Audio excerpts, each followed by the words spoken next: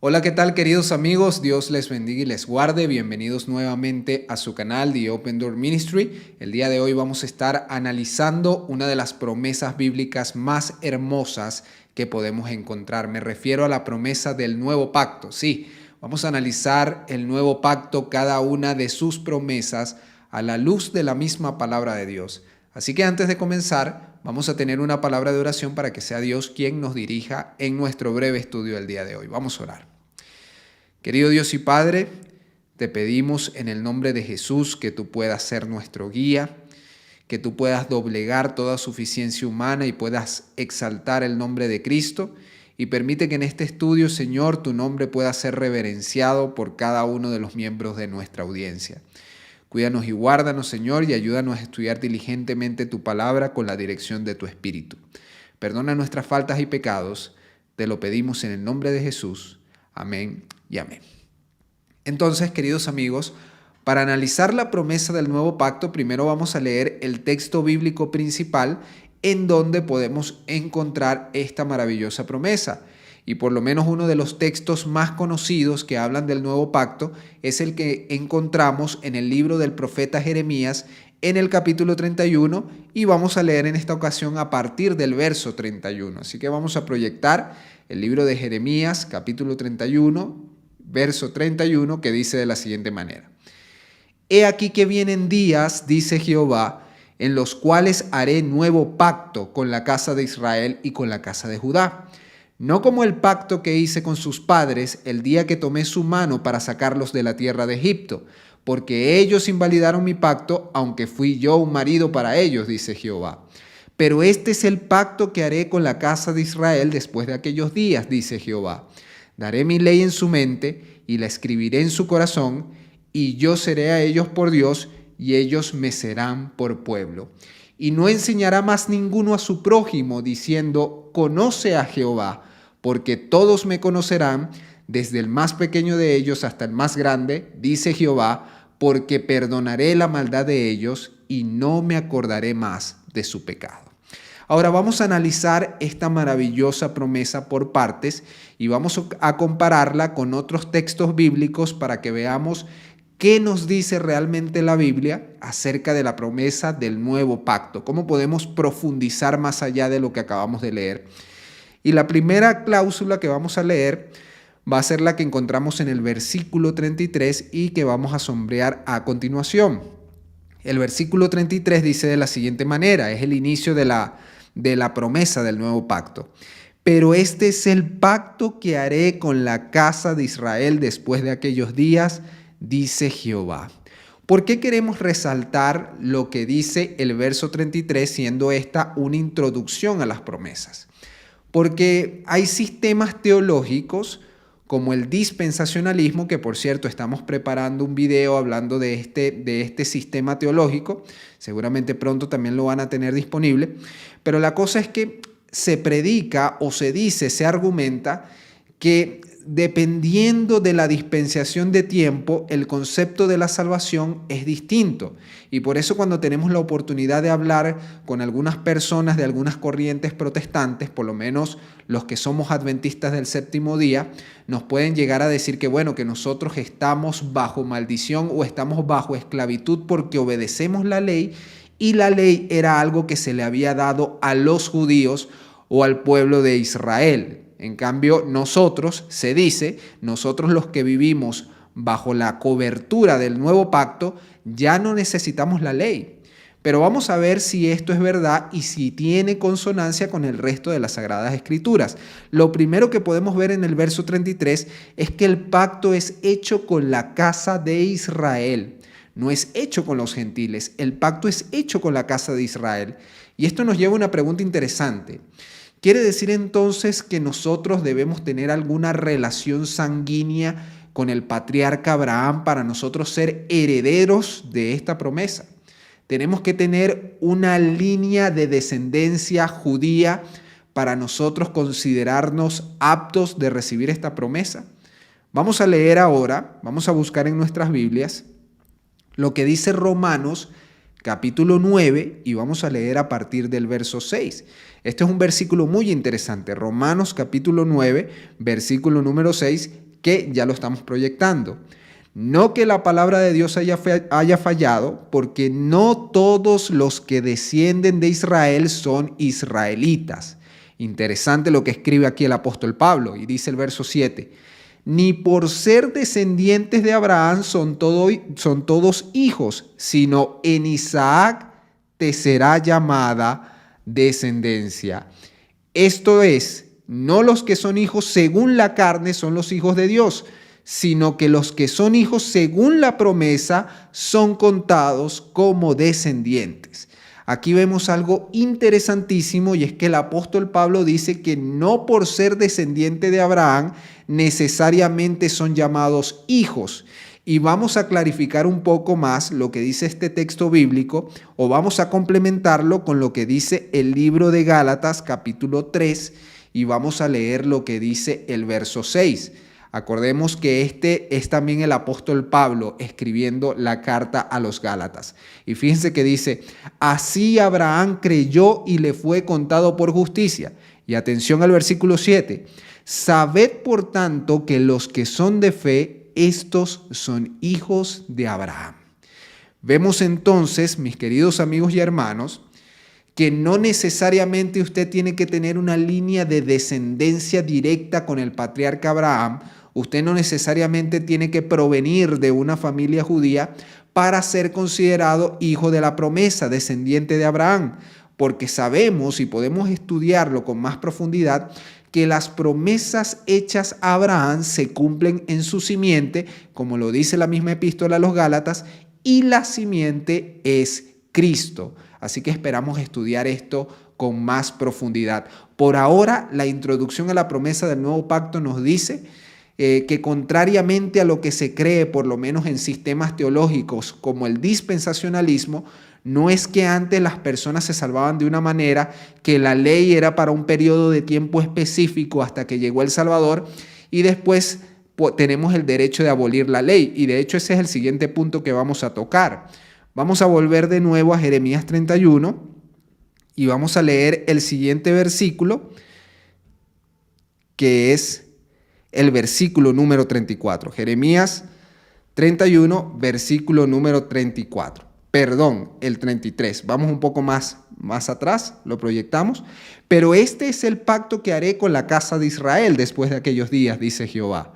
Daré mi ley en su mente y la escribiré en su corazón. Aquí está muy claramente delimitado. La promesa del nuevo pacto no nos dice que la ley está abolida, todo lo contrario. Nos dice que para el que recibe la bendición del nuevo pacto, la ley ahora está escrita en su mente y en su corazón. Y me llama poderosamente la atención que hay varios versículos que reafirman esta verdad tanto en el Antiguo como en el Nuevo Testamento. Vamos a leer algunos. Vamos a leer, por ejemplo, lo que dice el Salmo número 40 y el versículo número 8, un salmo hermoso y que utiliza prácticamente la misma terminología que encontramos en Jeremías 31. Salmo 40, versículo 8 dice de la siguiente manera: el hacer tu voluntad, Dios mío, me ha agradado, y tu ley está en medio de mi corazón. Aquí vemos la terminología exacta de lo que el nuevo pacto promete en el libro de Jeremías. El que desea hacer la voluntad de Dios tiene su ley en el corazón. Y queridos amigos, este no es el único versículo en el que podemos encontrar esta preciosa promesa. Vamos a otro salmo, esta vez el Salmo 37, y vamos a leer el verso número 31, que dice de la siguiente manera: la boca del justo, 37, 31, dice así: la ley de su Dios está en su corazón, por tanto sus pies no resbalarán. Aquí vemos de nuevo cómo el versículo bíblico nos dice que la ley de Dios está ¿en dónde? En el corazón, y que por lo tanto los pies de quien recibe esta promesa no resbalarán. Un hermoso versículo que encontramos también en el libro de los Salmos. Ahora fíjense lo que dice el libro de Isaías. Vamos a colocar un ejemplo más en el libro de Isaías, capítulo 51, y vamos a leer el verso número 7. Isaías 51, versículo número 7, que dice de la siguiente manera. Fíjense cómo lo expresa aquí el profeta Isaías. Oídme los que conocéis justicia, pueblo en cuyo corazón está mi ley. No temáis afrenta de hombre, ni desmayéis por sus ultrajes. Entonces, fíjense lo curioso que nos deja aquí el profeta Isaías. Primero dice, oídme los que conocéis justicia, hablando en el nombre del Señor, por supuesto. Ahora, ¿cuál es la característica de aquel que conoce la justicia? El resto del versículo lo dice, pueblo en cuyo corazón está mi ley. Así que para conocer la justicia del Señor es necesario que la ley de Dios esté en nuestro corazón, y como lo leímos en el capítulo 31 de Jeremías, esto no es algo que se puede hacer por la humanidad misma, sino que es una promesa de Dios. No es algo que usted y yo podamos hacer. Por más que nos aprendamos la ley de Dios, por más que nos esforcemos en cumplirla, es algo que únicamente el Espíritu de Dios puede hacer. Y hablando del Espíritu de Dios, fíjense lo que dice. Ahora vamos a leer un texto del Nuevo Testamento muy interesante en 2 de Corintios capítulo 3, y vamos a leer el versículo número 3. Dice de la siguiente manera 2 de Corintios capítulo 3 y verso 3. Siendo manifiesto que sois carta de Cristo expedida por nosotros, escrita no con tinta, sino con el Espíritu del Dios vivo, no en tablas de piedra, sino en las tablas de carne del corazón. ¿Vieron ustedes con qué se escribe la ley de Dios en el corazón del hombre? No se escribe de manera humana como pudiéramos pensar que una persona que se esfuerce por cumplir la ley de Dios lo puede lograr.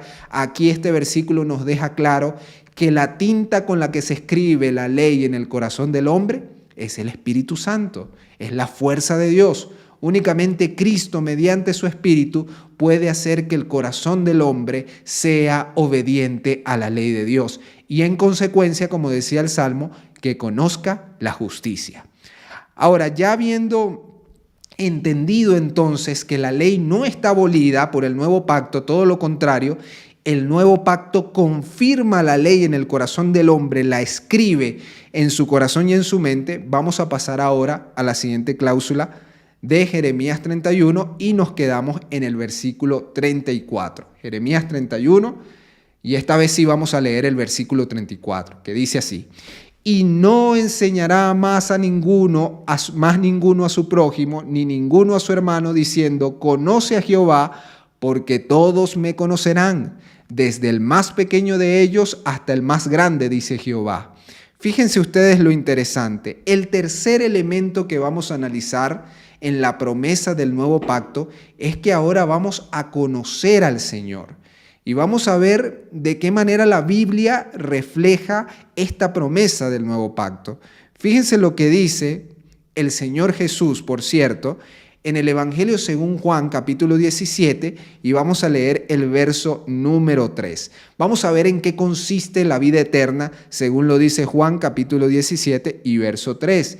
Y esta es la vida eterna, que te conozcan a ti, el único Dios verdadero, y a Jesucristo a quien has enviado. Así que vemos que en lo que consiste la vida eterna es precisamente en que conozcamos a Dios y a Jesucristo a quien Él envió. Ahora, usted pudiera preguntarse, ¿cómo conocemos a Dios? Es una promesa del nuevo pacto. Dios mismo produce, como dice el versículo bíblico, tanto el querer como el hacer por su buena voluntad. Así que si nosotros conocemos a Dios, le conocemos en la medida que Él nos ha atraído por medio de Cristo y podamos recibir la promesa del Espíritu Santo.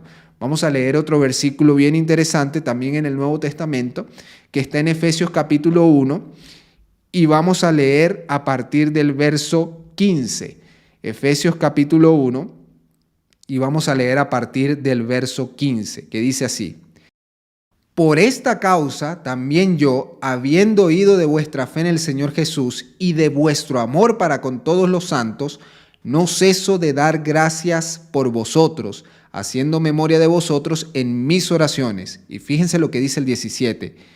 Para que el Dios de nuestro Señor Jesucristo, el Padre de gloria, os dé espíritu de sabiduría y de revelación en el conocimiento de Él, ¿Quién da estas dos cualidades maravillosas? Las da el Señor a través de Cristo.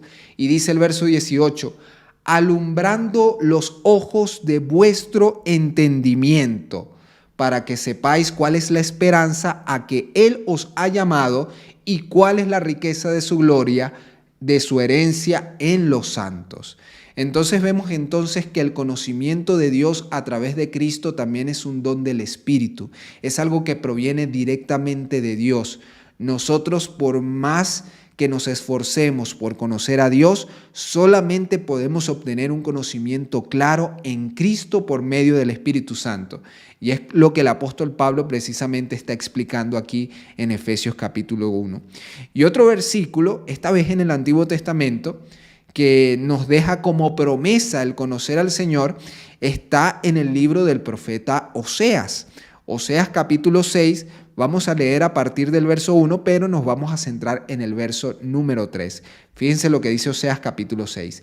Venid y volvamos a Jehová, porque Él arrebató y nos curará, hirió y nos vendará, nos dará vida después de 2 días, en el tercer día nos resucitará y viviremos delante de Él. Ahora, ¿qué sucede después de esta revelación, de esta resurrección de la que está hablando el profeta Oseas? Dice el verso 3, y conoceremos y proseguiremos en conocer a Jehová, como el alba está dispuesta a su salida, y vendrá a nosotros como la lluvia tardía y temprana a la tierra. Fíjense incluso, queridos amigos, que de hecho el conocer a Dios está íntimamente relacionado con la temática de la lluvia temprana y de la lluvia tardía. Es una promesa del Espíritu y es algo que como adventistas conocemos bien, pero está relacionado con esta promesa del nuevo pacto que nos dice que por medio del Espíritu nosotros llegamos a conocer al Señor, a conocerlo verdaderamente. Y sabemos que la revelación del carácter de Dios se ve plenamente en Cristo.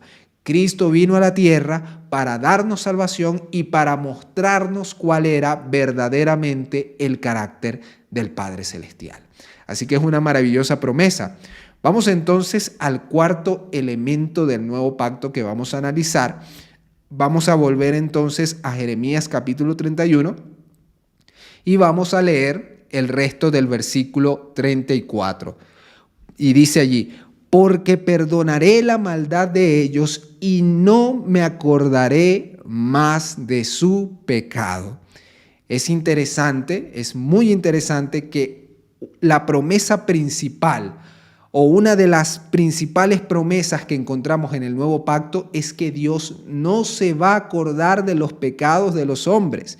Y veamos cómo es esto posible y de hecho, cómo lo podemos relacionar con las mismas palabras de Jesús.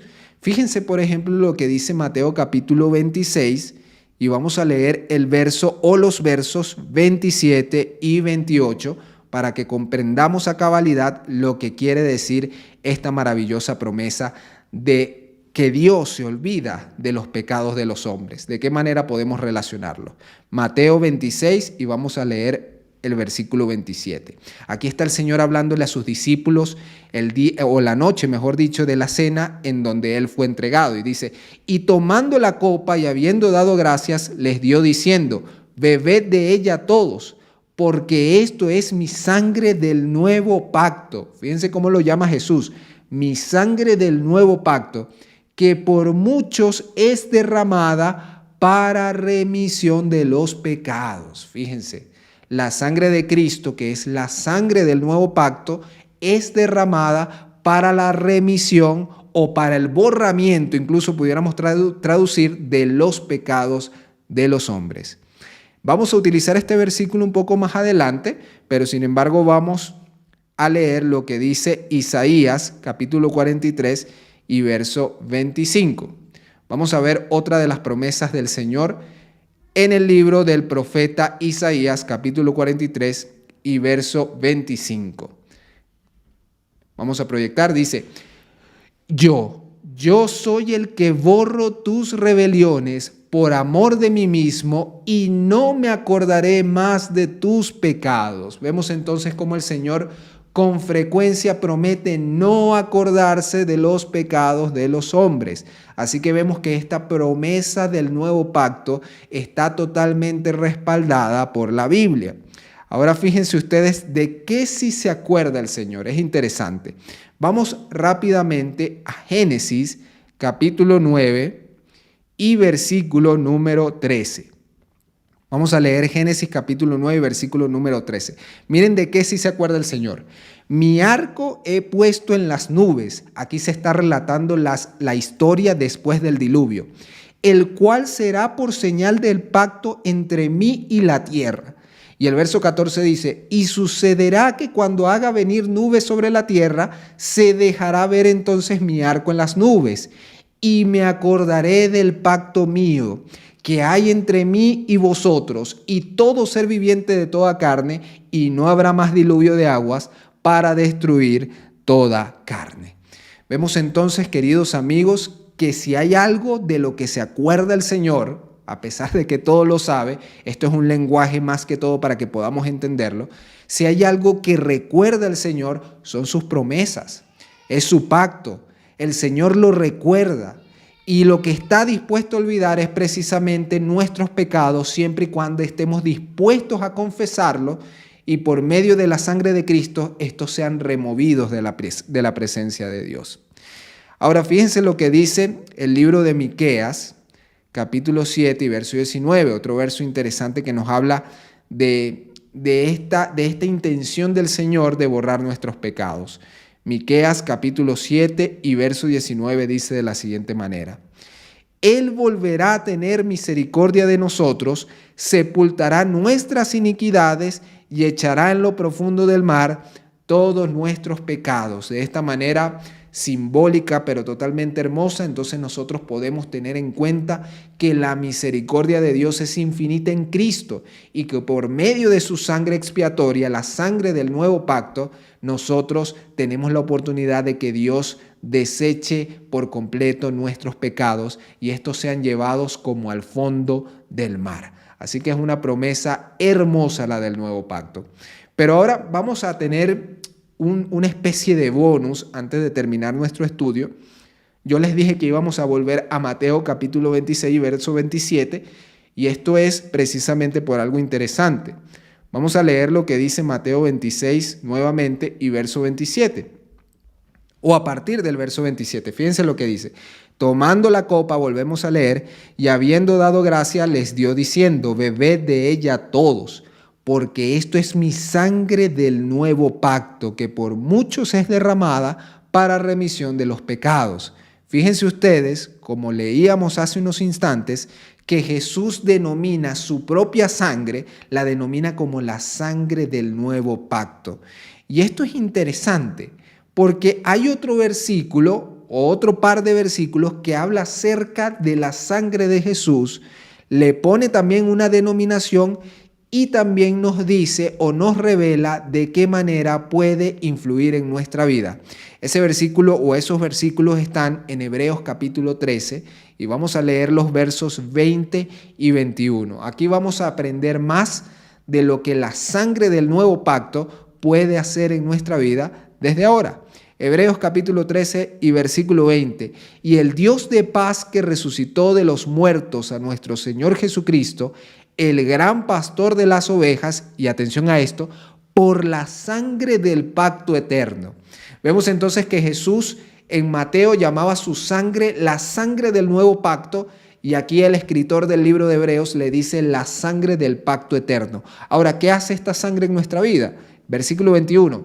Os haga aptos en toda buena obra para que hagáis su voluntad, haciendo Él en vosotros lo que es agradable delante de Él por Jesucristo, al cual sea la gloria por los siglos de los siglos. Amén.